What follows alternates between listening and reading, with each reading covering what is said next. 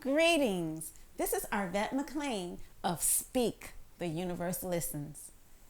As a very young person, I always felt that I carried the weight of the world on my shoulders, having to make grown-up decisions in order to survive a life marked with physical, sexual, and emotional abuse. While my face was smiling on the outside, on the inside, I always secretly cried and felt miserable. However, over the years, I learned some gems that helped to turn my life around. I now get to live the life of my dreams, filled with love, travel, and wonderment. And I am absolutely passionate about sharing what I have learned with you. If you want to live your best life, tune in each week as I, along with some amazing guests, share these life-changing gems with you. Inspired to be more, do more, have more. Greetings and welcome to Speak, the Universe Listens. Today's topic is 3 keys to living your best life. I remember when I was a young person, speakers would come to our school and tell us how we could be anything that we wanted to be. Although I found their messages inspiring, ultimately I would think, yeah, that's easy for you to say or that's easy for you to do, but that wouldn't work for me. If you've been a listener to this podcast for a while, you know that I wasn't born with a silver spoon in my mouth. I spent the first 10 years of my life growing up with my mom, my alcoholic dad, and my 3 brothers. We lived in a 2-bedroom apartment, and the wall in our bedroom didn't quite meet the floor, so there was a gap where mice and rats were free to come and go as they pleased. Our apartment was overrun with roaches.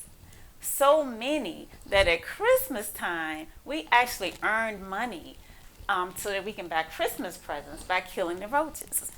Yep, we got 1 penny for each roach that we killed. And if we killed a pregnant roach, she was worth 5 cents.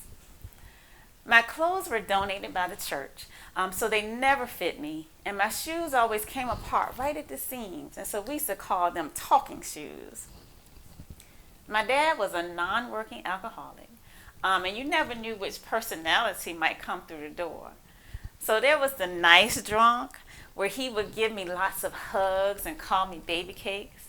And then there was the mean drunk who would come in and he wanted to fight and curse, and he would just knock over the furniture. Then there was the funny drunk who he would tell us so many jokes, we would laugh so hard until we cried. And then there was the sleepy drunk. And you might think the sleepy drunk would be kind of cool, but he always fell asleep in our only bathroom, and we could never wake him up, and he would be there for hours. In addition, I was sexually abused by my dad, my uncle, and other relatives, and also a kid in the neighborhood. I was also physically beaten and emotionally beat down. I felt like I had a sign on my head that said, "Abuse me." I felt that no one loved me or cared for me. I couldn't understand why God would put me here on earth just to be miserable. And what was worse was that I hated myself. I wish that I could just disappear. Even my first few years in school, I was put in remediated classes. It was never that I wasn't smart. It's just that I was too shy, too depressed, and no one took the time to notice otherwise. Now, I have been married to the love of my life for 25 years. I have traveled to all 7 continents, and my eyes have seen some of the most glorious sights. I have climbed Mount Kilimanjaro, lived in a foreign country, and been on a boat with whales that were so close that I could reach out and touch them. I've owned several successful businesses, and as a self-made multimillionaire, I get to be a philanthropist. I wake up with a smile on my face most days, and I get to travel around meeting amazing people all around the world. And guess what? I know how I did it. I know how I moved from pure misery to living a life that I absolutely love. I can say that I took the long way because I did some trial and error getting there. But now I know a more direct path, which is the entire reason that I started doing this podcast almost a year and a half ago. Because I want to share this path with you. I want to start by telling you this story that I actually shared with you before from the book U Squared by Price Pritchard. It is the story of a fly. And basically the author of the book was watching a fly trying to get out of a closed window. So the fly would flap his little wings and he would fly, boom, and he would hit his head right into the windowsill and then he would fall, boom. Then he would flap his little wings again and he would go up and he hit right into the windowsill, boom, and fall again. And this fly just did this over and over again until he eventually died right there in the windowsill. But the interesting part of the story was that there was an open door just a couple of feet away. This is often how we live our lives. We are so sure that the way to go is through the window.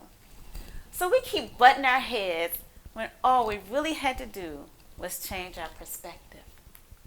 Be open to another way.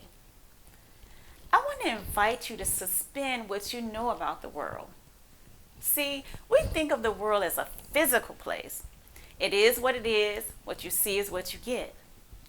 But what I have learned is that the world is vibrating with unlimited potential. This potential is waiting to be tapped. We can make the invisible visible. We can create our heart's desires. I love this analogy that I heard at a Mary Morrissey conference. She said that once upon a time after the sun set, if humans wanted light, they had to start a fire. However, the potential for electricity always existed. It's just that no one knew how to access it. But it took someone to figure out if you wire things just right, every time you flip that switch, you're going to get light. It doesn't matter if you're rich or poor, black or white, young or old. If things are wired just right, every time you flip that switch, you're going to get light. And I can guarantee you that if you go home tonight and your lights aren't working and you know you paid your bill and you look outside and you see everyone else has lights, you're not going to be saying, oh, it's not my time. God doesn't want me to have it. It's not meant for me. You're going to be on the phone saying, look, somebody need to get here and fix my lights. And so what I'm talking about is the same thing. The potential for all of our dreams to come true exists right now. We just need to know how to wire the circuits. So today, I want to give you 3 keys to getting those circuits wired correctly. When you master these 3 things, the sky's the limit. The first key is to really get it when I say that we are connected to the source of all that is. We are not separate from our Creator. We're connected to this unlimited, abundant source of energy. We're connected to the mind of the infinite. Now, what does this mean? Well, to me, if we're connected to it, we have access to it. If we're connected to it, we're connected to everyone and everything. And if we're connected to everyone and everything, then what is available to you is available to me. And what is possible for one of us is possible for all of us. So I want you to really get this and own it. Remind yourself of this daily. Whenever my limited mind can't figure something out, and I'm about to say that it's impossible or there's no way I can do that, I remind myself that I may not know how, but our Creator knows at least a million ways that it can be done. The second key is to understand that our thoughts produce things. Thoughts produce things. Everything you see around you started first as a thought. If I ask you which came first, the chair or the thought, your clothes or the thought, you know that someone had to think it first and then create it. That's common sense, right? But things can get a little tricky to figure out which came first. Like if someone is rude to you, so you think maybe that person is a jerk. Or you don't have enough money, so you think you're poor. But even in these situations, it is the thought that comes first. See, you have some underlying thought that draws these circumstances to you and holds them in place.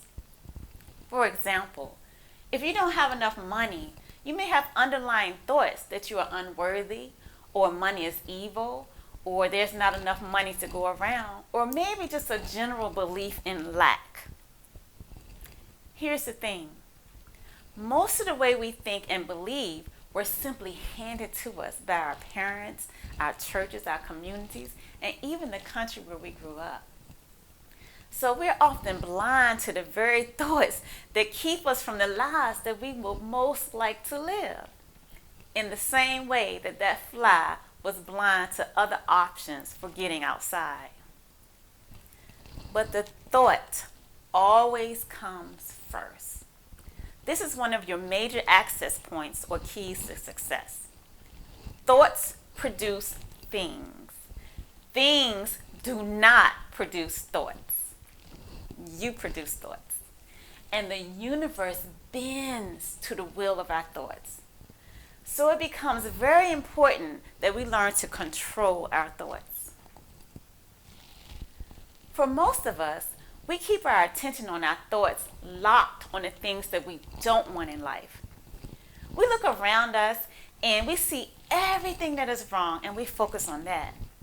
We focus on all of the lack, like I'm not smart enough, I'm not rich enough, not pretty enough, not old enough, or not young enough, or I'm too fat, or I'm too shy, or I'm too tired, or I'm too busy. But the more you think about those things, the more you hold yourself right there. Instead of focusing on your current reality or all the things that you don't want, you have to put your attention and your thoughts on all of the things that you do want. What you put your attention on grows. So, start thinking about what you do want in life. You want to further your education, maybe a loving mate or a beautiful family. You want to travel, better health, a great home or a great job. Spend some time every day giving all those beautiful things your focus. The third key goes hand in hand with the second key, and it has to do with our feelings. When we think about all the things we would love, we have to do it from a feel-good place, a place of love, joy, or gratitude. So when you're spending time each day thinking about the new job or the new car that you want to have, you need to really feel the feeling of how much you would love that new job or car. As a matter of fact, do it right now. Feel the feeling of love, joy, or gratitude. Close your eyes and think of a person or a place you love or a time when you were filled with joy or pure gratitude. Then fall into the feeling of that place. Now, with that same feeling in your body, think of something you want in your life. See yourself being healthy or in a job you love or with the love of your life. Stay in that feeling place. Feel what it would feel like. So that should have felt kind of nice, right? Okay. So our futures are created in the present moment. The thoughts we have today will produce the things of tomorrow. I recently shared a little about my weight loss journey, and I will share it again so you can get a clearer understanding of how it works. Just like most of our thinking patterns, the ideal that I would be overweight was handed to me by my family and community. My mom was overweight, and long before there was any indication that I might be overweight, people began telling me that I was going to be fat just like my mom. I just accepted that as my fate. I didn't actually start gaining weight until I was about 25, but at that time I began gaining about 10 pounds a year. And I tried every diet and exercise, but nothing worked. I became disgusted with my body and with myself, and I hated seeing any reflections of myself. But then I learned to change my thinking. Rather than flow all that negative energy to myself, I began feeling and flowing love to my body. I thought about everything that I loved about my body, and I focused on it for about 5 minutes every day. By changing the way I felt about my body, it became almost effortlessly for me to lose weight. Does that make sense? So what I'm really saying is that you already have exactly what you need to create a life you would absolutely love. Rather than looking around at your current situation, keep in mind that you're connected to the source of all that is. All things are possible. You can tap into your unlimited potential at will. Remove your thoughts from the things you don't want and place them lovingly on all the things you do want. Your life will transform right before your very eyes. Step outside of the box. Stop butting your head against the window pane. Decide for yourself to live your best life. Until next time, this is Arvat.